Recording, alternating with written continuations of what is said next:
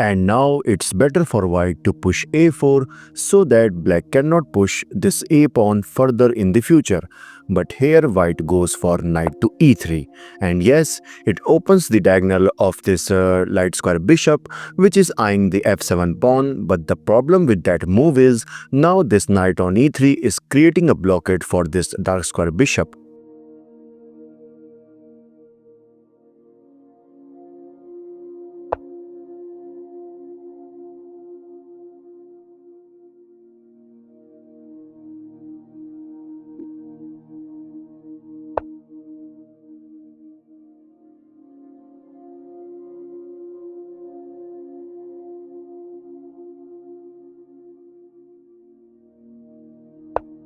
Okay, so here it's better for white to continue this by this amazing move knight to f5, which is targeting these important key squares. And suppose if bishop takes f5, queen takes f5, d takes e4, d takes e4, and queen to d3, threatening to capture this pawn on e4, but simply rook to e1. But here black can go for this trick. Here he can go for a4, sacrificing this pawn, and if suppose bishop takes a4, bishop takes f2 check, queen takes f2, and rook takes a4. And you can see by this this can cost white heavily in the future. So that's why instead of the move bishop takes a4, here the best option for white to bring this bishop back to d1, and he can continue later with the bishop to g5 targeting this knight, and the game will continue like this. Okay, so in the actual game after the move d5, here Gukesh opts for bishop to c2.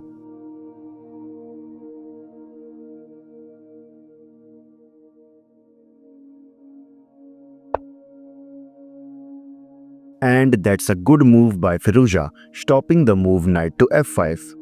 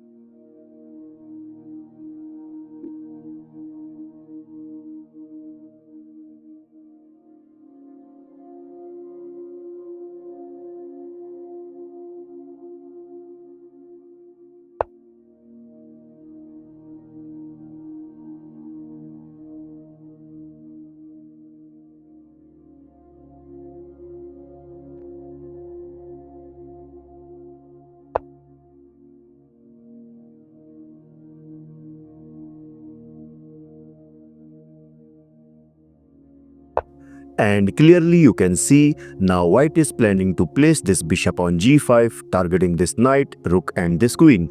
So that's why Alireza decides to move his queen to c7 with the idea of bishop to c4. So that's why to defend this, here Gukesh brings back his bishop to b3, asking for bishop exchange.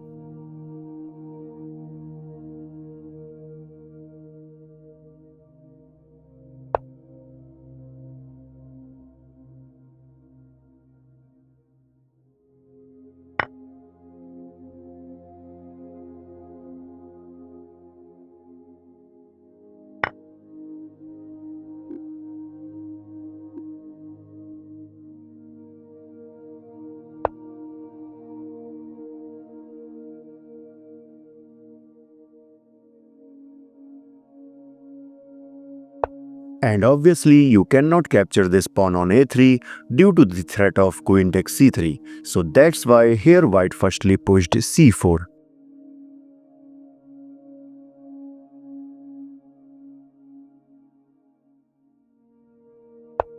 And now you can see here Firouzja intentions are clear.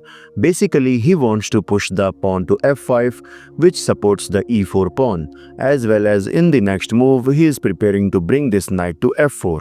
So that's why here Gukesh firstly pushed g3, which stops the move knight to f4.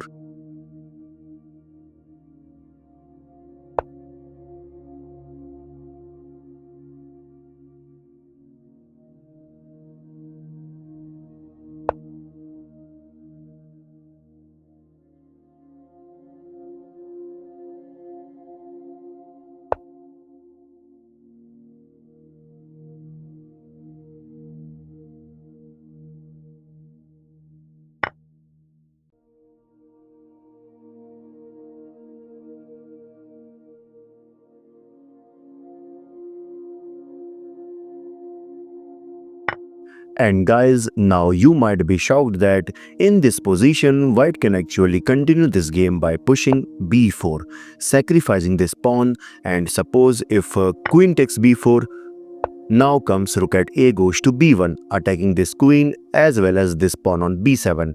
And to defend this pawn, if queen to e7, now comes knight to e3. And clearly you can see by this, white successfully brings this knight into the game. And let's suppose if black is not careful and he decides to bring his rook to a7 so that he can keep an eye on these two pawns, so that he can move this queen freely.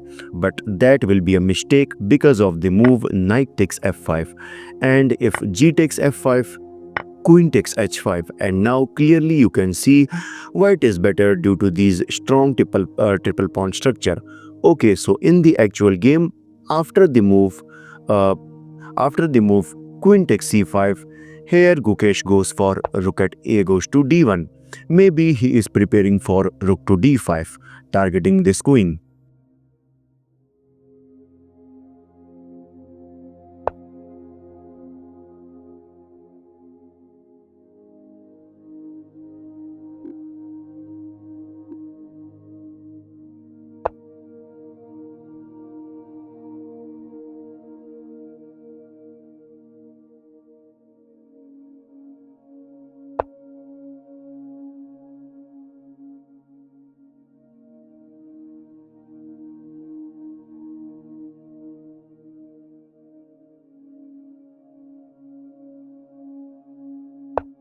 But here, queen to d2 might be the better option, so that he can go for rook to d7, which will target this queen.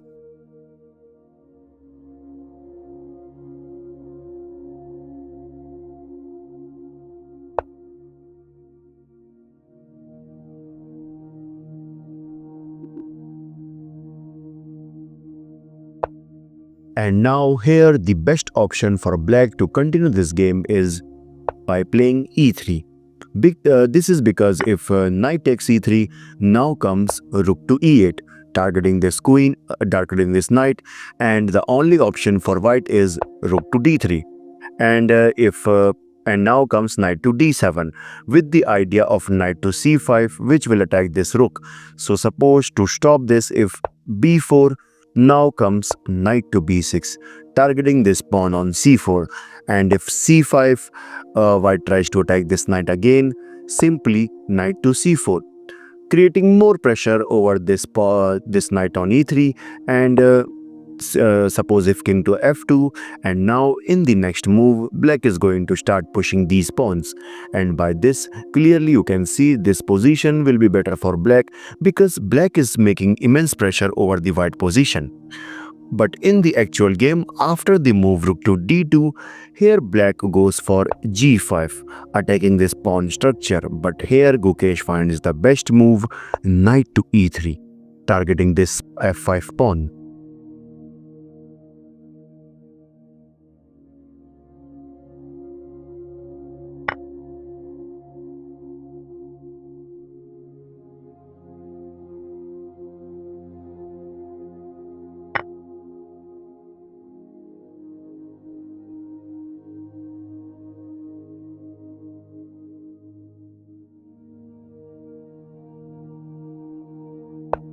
And basically, he wants to place this knight to h5 with the idea of knight takes f4 or maybe knight to g3. So that's why here firstly Gukesh decides to bring this king to h2, which covers this g3 square as well as getting out from any pin in future.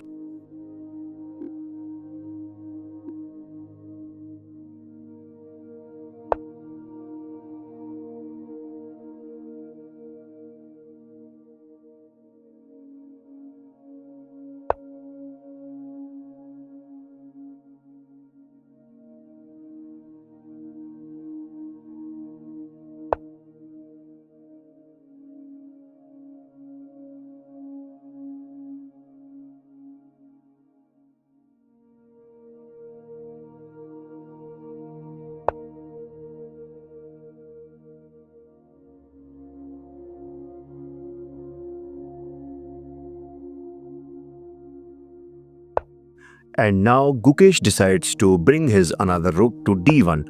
Clearly you can see he wants to place this rook to d7, which is going to target this queen. But here Firouzja finds the best move, rook to h6. And suppose if white goes for rook to d7, attacking this queen, but now black can bring this queen to h5, targeting this pawn on h3.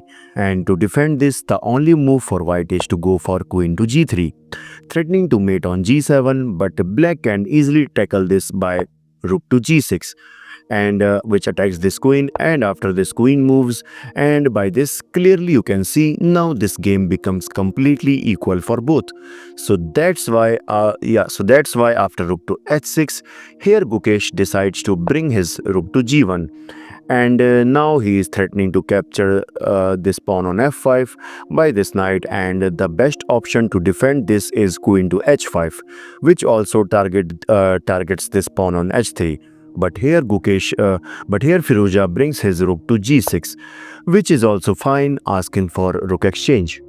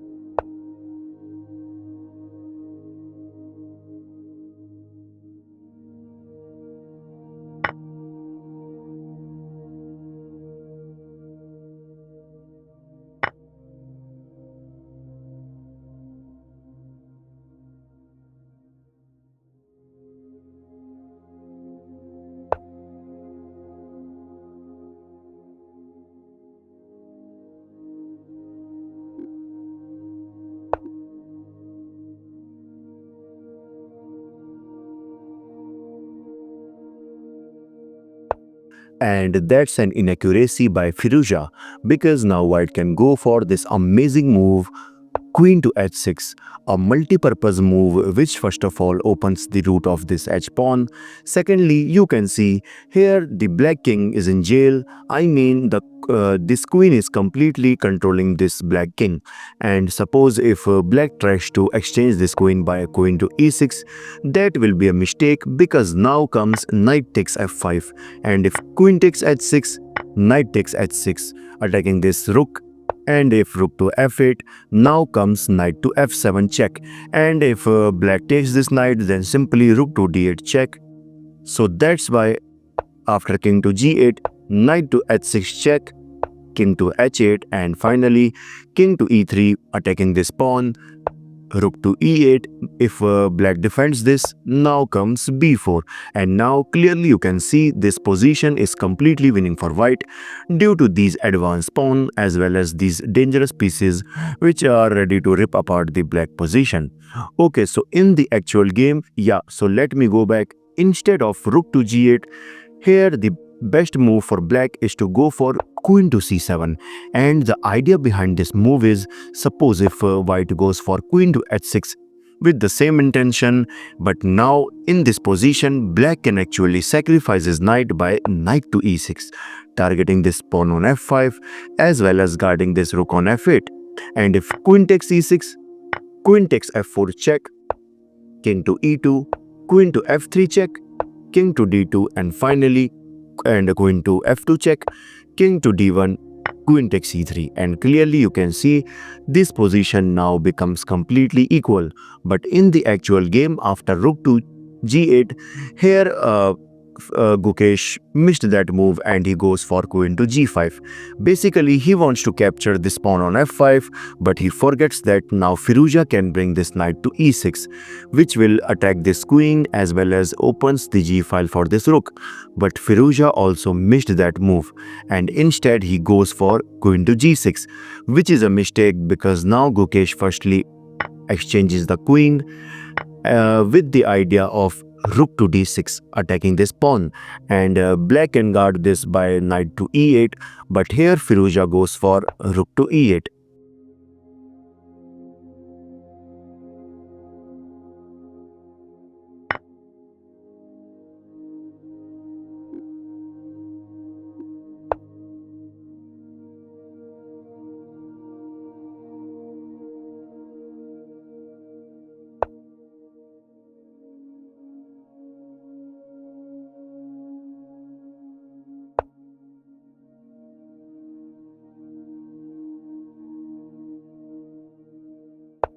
And now it's better for black to push e3 because after takes, now comes rook to e4, which cannot be, and you can see now this pawn cannot be defended because if king to g3, then black will simply capture this knight.